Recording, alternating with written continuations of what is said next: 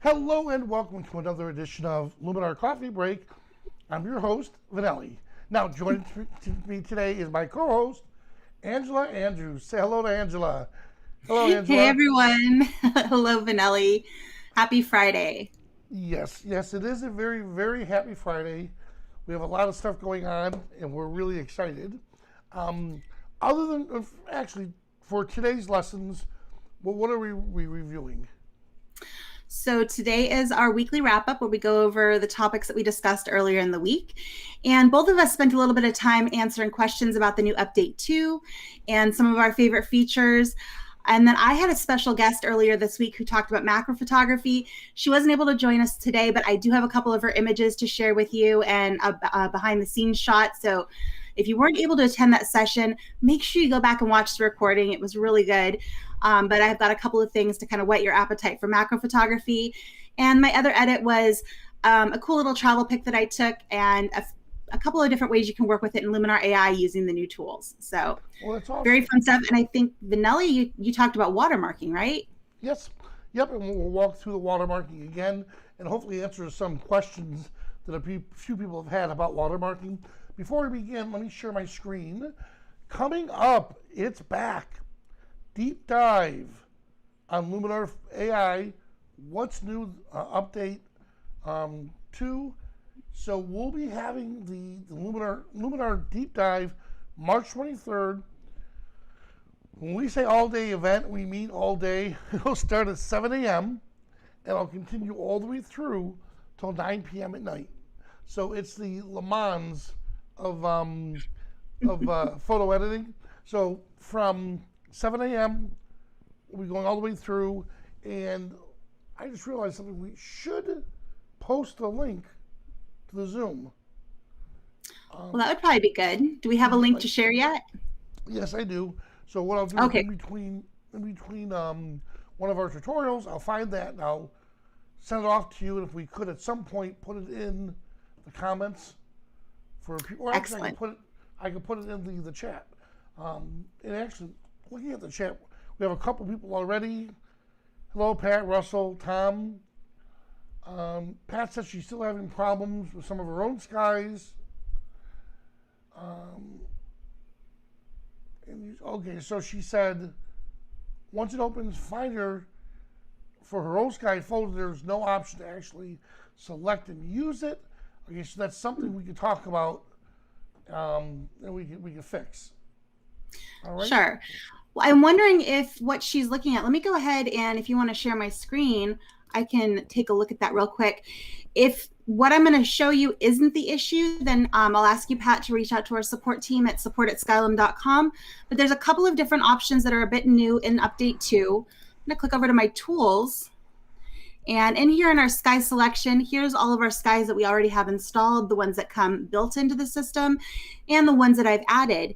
Now, if I want to add a pack of custom skies and I want to have them show up in this list, that's when I'm going to click on all skies and go down to show custom skies, and I can put my skies in that folder. However, if I click on that folder and I go in there, I'm not going to be able to pick an individual sky. If I want to just pick one single sky off of my hard drive, instead I'm going to click down here at the bottom of this list and go to that plus button. And that's where it's going to open up the Finder on my computer or Explorer on Windows. And then I can select a single sky to go ahead and open. And it'll have to be a JPEG or I believe a TIFF. So hopefully that helps you, Pat. Well, that's great, Angela. Weren't you taking pictures of skies over the weekend or last week? I've taken a few sky photos, and actually here on YouTube, I'll be talking next week about how to capture your own skies for sky replacement, and then how to prep them and get them into Luminar AI. Awesome. Well, hey, Angela, that was great. And if you notice in your chat, if you look at Slack, I was able to put that in. So I did find the short link. And I put it in Cool. your Slack, and when I do my presentation, if you could just pop it into the chat, and then maybe at the end I of don't the have show, access also. to the chat while we're doing eCam. Oh, that's right. So you know what I'll do is while you're doing it, I'll jump over to the Mac screen and take care of it. Either way, we'll get you Awesome. guys that. but you'll love it because we also have a lot of special guests coming in throughout the day, and you don't have to sign up for any time. You can just come and go as you please, and in every half hour we're having somebody new. All right. All right. Well, do you want to get us started on a couple of your favorites, or do you want me to jump in with my first thing here? I'm going to have you jump in, and I'm all sharing right. your screen. Perfect. Well, let me go ahead and start with the macro photography we did earlier this week. And if you didn't catch the full episode, I encourage you to go back into the Luminar Coffee Break playlist on our YouTube channel, find that episode and watch it. It was great. There was a whole presentation on different materials you can use, different setups, the gear, settings, all of that stuff. There was a whole bunch of stuff that was talked about. Really, really great tips. But here's a behind the scenes photo from Kat Evans. She was our guest photographer who came in and talked to us about macro water drop photography. And this is one of her setups. She typically shoots in her kitchen using natural light from a skylight above. She does have a few artificial light sources that she'll sub in if the natural light isn't great. But here you can see her camera. She's got a really cool water drop picture there on the screen that she just captured. She's using some glittery metallic poster board there for a backdrop. So it's nice and colorful, and you get those really pretty bokeh balls. And then here hanging down is what's called a plamp, and that's spelled P-L-A-M-P. And it's got a big industrial clamp on one end and a small fine clamp on the other.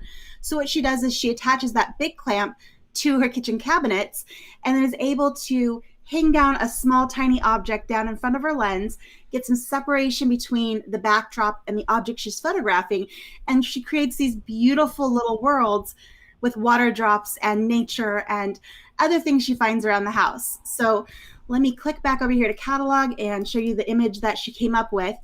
And these were tiny little seed pods that were off of, I want to say she said maybe they were Gerber daisies, and then a twig that had these little pods on it. And you can see in each one of these water drops that glittery background, and then how once that's out of focus with your depth of field, you get this beautiful bokeh in the background. So her edit was very simple. She likes to try to get it right in the camera as much as possible, but she did a little bit of work to bring out the contrast and the details, and then a little bit of local masking to lighten up the front of these seed pods to make those details come alive. And then another image she showed us was this gorgeous tulip on its side, and each individual little drop of water, she places them with a syringe. So very precise placement. Not every object holds water, but she went for a really dramatic look with this one. Let's go ahead and take a look at the before and the after. Really, really beautiful work. Seriously, go back and watch her entire presentation. She's got a bunch of images in there to give you some inspiration. So hopefully you guys enjoyed that. And if you have any questions on macro, make sure you put them into the comments. We'll do our best to get those answered for you. Okay. Yes, I loved what she did. And then we were talking about different ways to get the drops going the way she did. And she would say that if some of them didn't turn out the way she wanted, she would just grab like a little napkin or a cloth and just lightly dab it, and it would just suck it right in. But it's definitely something. It's a labor of love.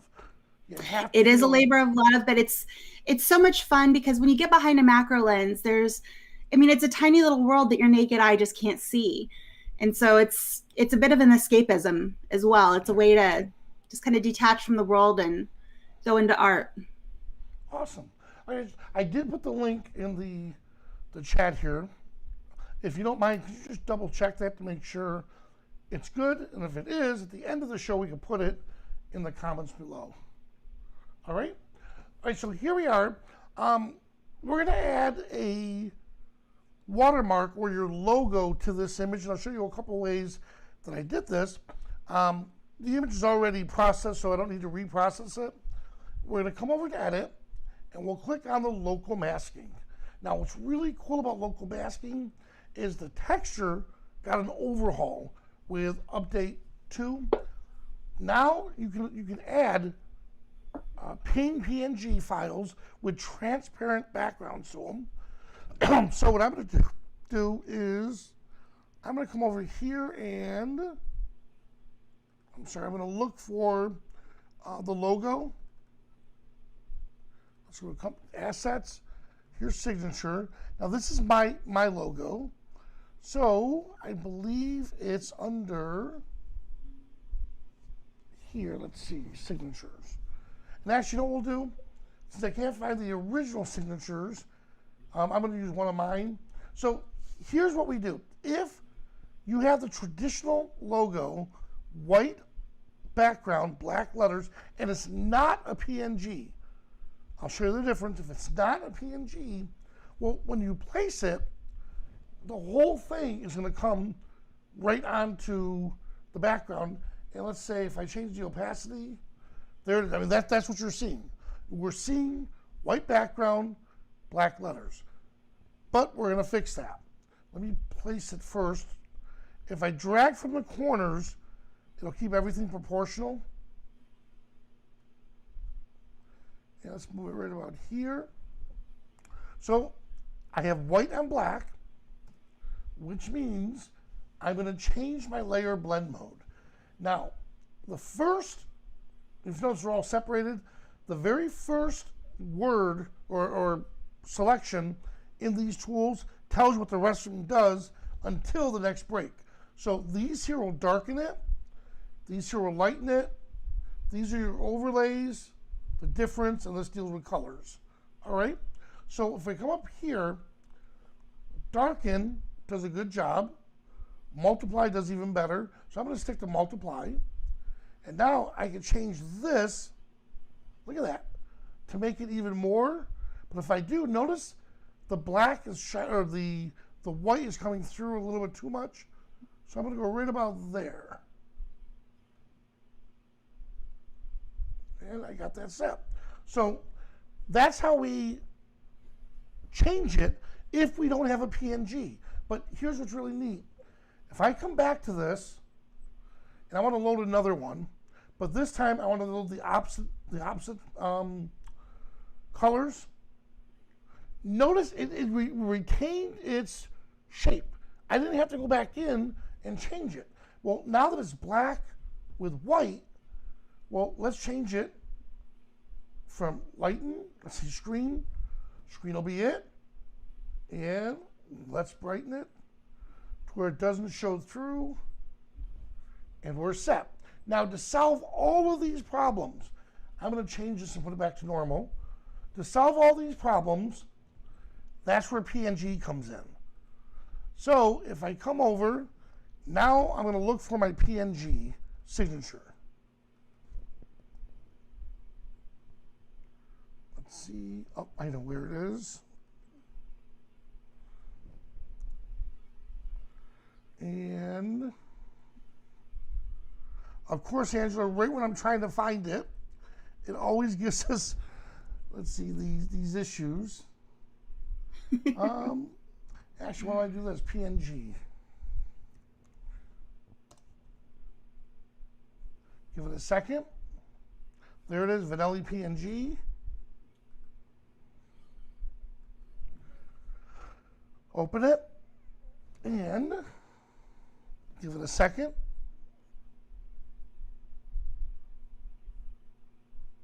You know what? I'm going to start from scratch again. I'm sorry, Angela. No problem. Vanelli PNG. Let me do this. Right click. I want to locate it. Okay, I don't remember putting my signature. Oh, yeah, I never put my signature in there. So, let's see. So Russell just mentioned that the link took him to the registration page and was able to register no problem. Awesome. All right, Angela. Oh, sorry. I had all of these set, and actually, you know what I'll do is I'm going to do this right here. I know I do have program files. I'm sorry. The photos. There we go. Under photography, I have assets, and this is where I usually put my signatures, which it's right there. So I just stepped back for a moment and figured it out from there. All right, good. So I do have the PNG. Because it's a PNG, there it is. Notice I don't need to do the layers now. I don't need to change anything because, let me place it, this PNG has a transparent background. So I can place it anywhere I want and not have to worry about adding the layer blend modes. So it was much easier. Well, there we have it, Angela. Awesome. I have to say that PNG support is one of my favorite things in Update 2 as well. And I'll be showing that in my demo here for the second part. And being that that's one of my favorite things, I have two things that I'm really happy about in Update 2. The other one is new camera support. So the camera that I bought towards the end of the last year is the Canon R6. And finally, I can open and edit my raw files without having to convert them to a DNG. And I can open them, edit natively in Luminar AI. So I have a photo up on my screen of this really cool dragon. I captured it while I was out and about a few weeks ago. And it's from my R6.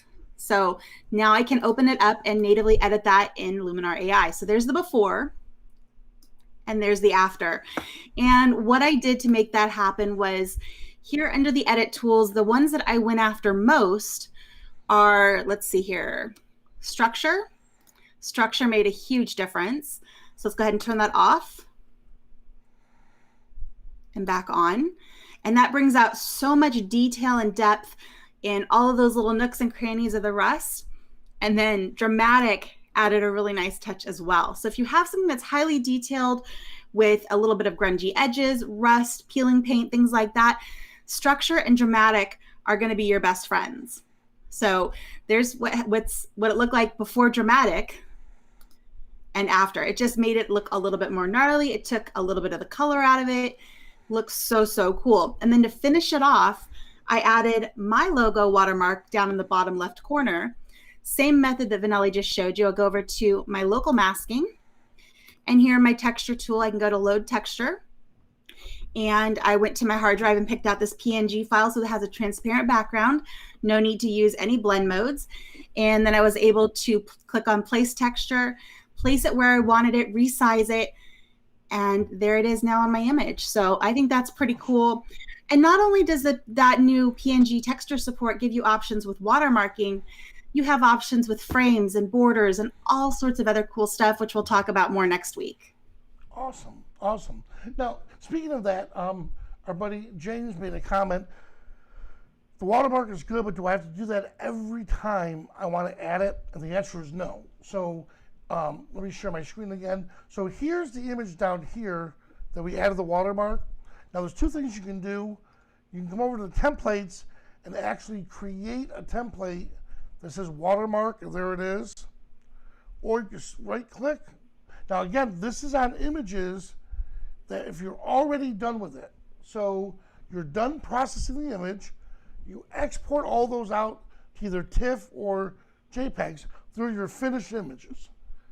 Now you want to take those images and add the watermark to them.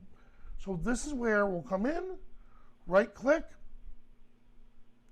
adjustments, copy adjustments. So the only adjustment on this image right now is that watermark. And let's say we'll come over, we'll grab one of these images here, right click, adjustment, and paste. Now, once I paste it, it'll add it right similar to the same location. If I need to, I may have to go in, oh, there it is. If I had to, I can go in, change it, and move it around. But what's really good is I could, in theory, select all these images, controller command A, and then right click, adjustment, and then paste my watermark in all of those images right here. Paste the adjustment, and then my watermark will appear in all those images. Now, what you would end up doing in that case there is you'd go through and select all your portrait or your landscape landscape images or images that are set up as landscapes. You'll select all of those, and if they need a black logo, you would use the black logo, click, all of those would have the black logo applied. And then if you had ones that needed the white logo, swap it out with the white, and then you have your portrait aspect ratio, select those and change it because I'm not sure, Angela, if we could double check this. If I do add it to this, I'm not sure if it's going to go to the right spot. In theory, it shouldn't. Yep, it didn't. Only because this is a different proportion. So the logo is hidden somewhere off here. Let's see. Yep, there it is. Give it a second. So that's why it's important to make sure that the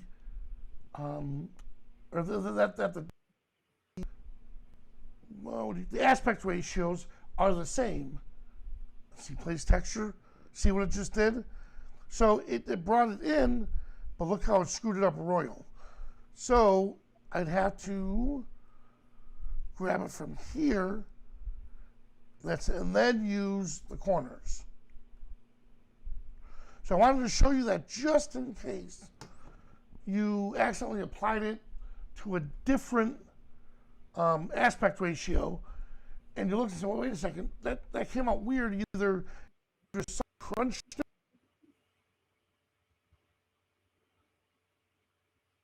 right? All right. Yeah, are you there? It's cutting out a little bit on my end. I'm not sure if we're having some technical difficulties. Yep, how are we there? We good now? I can hear you now, so I don't know if my internet was going sideways or what. So no, I think it was all right. So awesome, Angela. All right. Well, that's all I have for you today. But I hope you guys enjoyed learning a bit more about what's in Update 2. Next week, make sure on Tuesday you tune in for that day-long event. We will not be having coffee break. We hope to see you over at the other event instead. Vanelli and I will both be there different times throughout the day. So it'll be a lot of fun. Otherwise, we'll be on our regular schedule Monday, Wednesday, Thursday, Friday. Awesome. Hey, guys, if you like these episodes, please hit that thumbs up. Our producers like seeing those. And if you have questions for future episodes, leave those in the comments below. All right? Well, I'm Vanelli. Thanks so much for joining us, and we'll see you at the next coffee break.